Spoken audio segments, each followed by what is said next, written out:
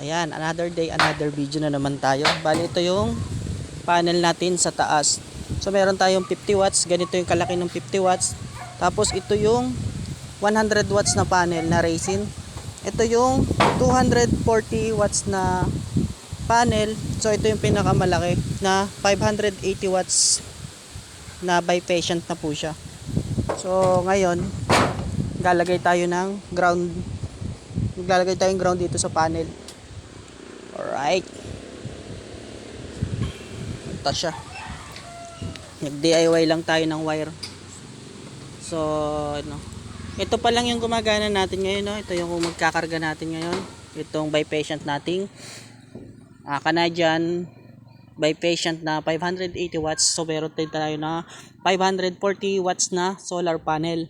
So, ito yung ating pinaralel muna natin. Tinetesting natin kasi wala talagang araw ngayon.